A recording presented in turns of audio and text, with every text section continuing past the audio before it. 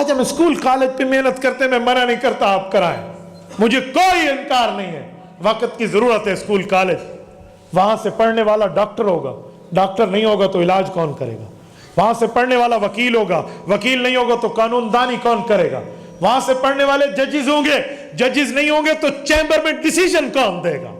وہاں سے پڑھنے والا بیوروکریٹ ہوگا، وہ نہیں ہوگا تو نظام مملکت کیسے چلے گی؟ وہاں سے پڑھنے والا ملک کا محافظ ہوگا، محافظ نہیں ہوں گے تو سیکورٹی کیسے ہوگی؟ وہاں سے پڑھنے والے انجینئر ہوں گے، انجینئر نہ ہو تو یہ آٹو کیٹ کے ماہر اور یہ نصاب اور کنسٹرکشن کیسے بنے گی؟ لیکن جہاں یہ ضرورتیں ہیں وہاں ہماری قبر کی بھی کچھ ضرورتیں ہیں، وہاں ہماری دنیا کی بھی کچھ ضرورتیں ہیں، وہاں ہماری آخرت کی بھی کچھ ضرورتیں ہیں۔ اور دنیا پہ محنت کرو اتنا جتنا دنیا میں رہنا ہے، آخرت پہ محنت کرو اتنا جتنا آخرت میں رہنا۔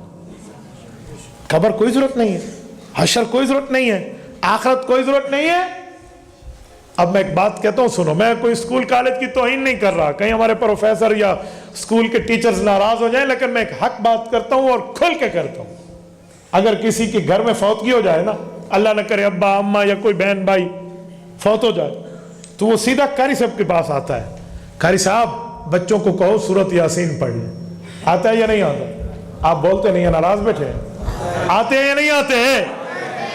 اب جاؤ نا اسکول جاؤ، پرنسپل صاحب سے کہیں بھی فزکس کی تعلیم شروع کر دیں، ڈبل میتھ اسٹیٹ پڑھ لیں، بیالوجی میں father of biology, father of the medical بو علی سینا کے فارمولاز پڑھ لو، فادر آف کیمسٹری جابر بن حیان کی کتب کو پڑھ لو، کہو، کوئی نہیں کہتا۔ کیوں؟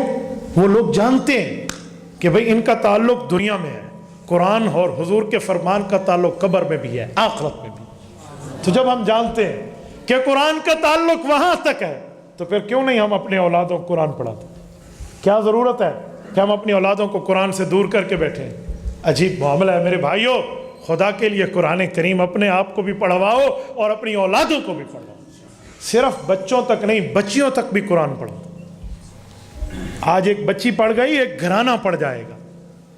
میری ماں کی وجہ سے آج میں یہاں بیٹھا ہوں، میری والدہ میری زندگی میں نہ ہوتی تو اللہ معاف کرے پتہ نہیں ہم کس کلب میں بیٹھے ہوتے۔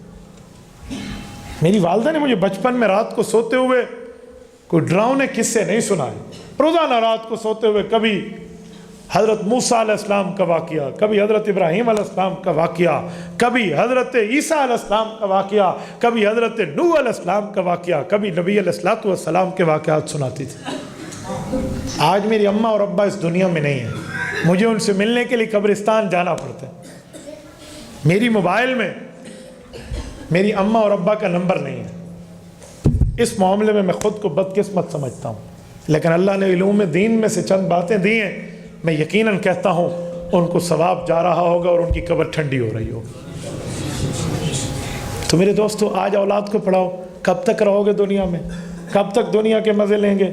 کب تک دنیا کو کما کر کھائیں گے؟ اللہ سے لکھوا کے آئے ہیں اتنا سال زندہ رہنا ہے؟ جی نہیں، ہماری بورڈنگ ہو چکی ہے، جسٹ فلائٹ کا ٹائم ہے، وہ کب ہے وہ اللہ جانتا ہے، کسی وقت ہی آئے اور فرشتہ لے کر چلا جائے، کوئی نہیں پتہ۔ آج دیکھو 14 اپریل 2024 ہے، 14 اپریل 2124 کا جب زمانہ آئے گا، مجھے نہیں لگتا کہ یہاں ہمیں کوئی یاد کرنے والا بھی بیٹھا ہو۔ آپ کو لگتا ہے یہ ریکارڈنگ ہے یا اذان ہے؟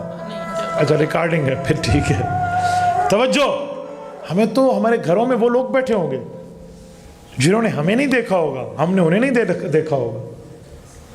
اگر آپ کہتے ہیں بات ٹھیک نہیں ہے تو تجربہ کر کے دیکھ لیں، جس بندے نے اپنے دادے کو نہیں دیکھا وہ اپنے دادے کو کتنا روزانہ ثواب پڑھ کے بھیجتا ہے، اس سے جا کے پوچھ لو۔ یار دادا تو چلو پھر بھی قریب ہے، کوئی پردادے کی بات کر لو، اکثر بندوں کو تو پردادوں کے نام ہی نہیں آتے، انہیں کہو نا جرت کر ذرا دوسرے سے تیسرے دادے کا نام بتا دے، نام ہی نہیں، حالانکہ ان کو وفات ہوئے 100 سال ہی نہیں ہوئے ہوں گے۔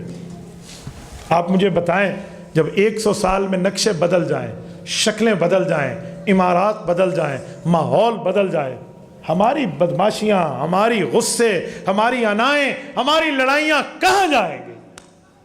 کیوں نہ ہم نیکی کا کام کریں؟ کیوں نہ ہم دین کا کام کریں؟ کیوں نہ ہم شریعت کا کام کریں؟ کیوں نہ ہم اسلام کا کام کریں؟